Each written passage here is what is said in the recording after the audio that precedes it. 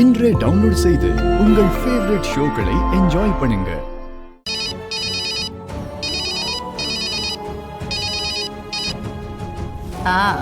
சொல்ல எலி.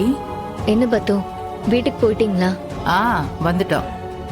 ஆமா, நீ என்ன செய்யற? ரூம்ல தான் இருக்கேன் பத்து. உன் கல்யாணத்தை தான் என்னால பார்க்க முடியலையே, நான் வருத்தப்பட்டுட்டே இருந்தேன். பரவாயில்ல, இன்னைக்கு நீயே சிவாவும் தாலி பிரிச்சு போடுறதுக்கு ஒன்னா உட்காந்ததை பார்த்ததும் உங்க 2 பேர் கல்யாணத்தை பார்த்த திருப்தியே எனக்கு வந்துருச்சு. எல்லாருக்கும் நடக்கிற மாதிரி உனக்கு மட்டும் ஏன் எலி எதுவுமே நார்மலா நடக்க மாட்டேங்குது? ஏதாவது ஒரு பிரச்சனை ஒண்ணு மாத்தி ஒண்ணு வந்துகிட்டே இருக்கே, ஏன் தெரியல பத்து. எனக்கும் இப்ப அதெல்லாம் பழகி போச்சு. என் அம்மா இருந்திருந்தா எனக்கு இப்படியெல்லாம் நடந்திருக்காதுல்ல பத்து. அவ இருந்திருந்தா உன் கதையே வேற எலி. உன்னை அப்படியே தங்க தட்டுல வச்சு தாங்கிட்டு இருந்திருப்பா.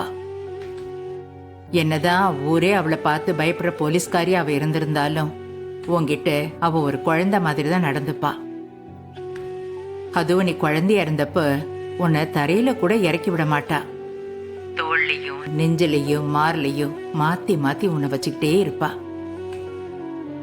அவ உயிரோட இருந்திருந்தா உன் கல்யாணம் எப்படியெல்லாம் நடந்திருக்கும் தெரியுமா? ஊர்ல இப்படி ஒரு கல்யாணம் இது வரைக்கும் நடக்கலன்னு எல்லாரும் பேசுற அளவுக்கு நடத்தி காட்டியிருப்பா. அம்மாவை நான் ரொம்ப மிஸ் பண்றேன் பத்து. ஏன் பத்து, அன்னைக்கு அம்மா இறந்ததா சொன்னப்போ நீங்க எல்லாரும் அந்த இடத்துக்கு போய் பாத்தீங்களா? இல்ல எலி, அங்க எப்படி போக முடியும்?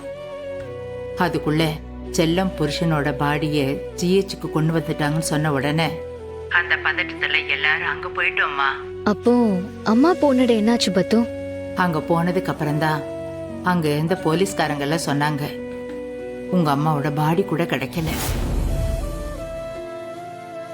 போலீஸ் ஜீப்பு தீப்பிடிச்சு எரிஞ்சதுனால அர்ச்சனா பாடி எரிஞ்சு சாம்பலா போயிடுச்சுன்னு சொன்னாங்க. அவ என்ன ஆனான்னு எனக்கு மட்டும்தான் தெரியும்.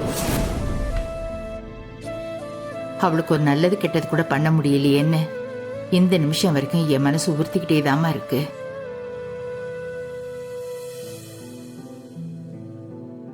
சரி, அதெல்லாம் நடந்து முடிஞ்ச கதை, அது இருக்கட்டும். ஆமா, என்ன எதுக்கு திடீர்னு மயக்கம் போட்டு விழுந்து நடிங்க பாட்டின்னு சொன்ன? ஹாஸ்பிட்டல்ல கேட்டப்போ எனக்கு பதில் சொல்லல. எதுக்கு அப்படி நடிக்க சொன்ன?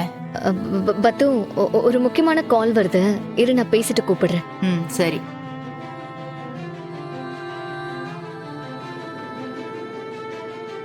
அவ செத்துட்டான்னு எல்லாரும் நினைச்சிட்டு இருக்காங்க. ஆனா அவ என்ன ஆனான்னு எனக்கு மட்டும்தான் தெரியும்.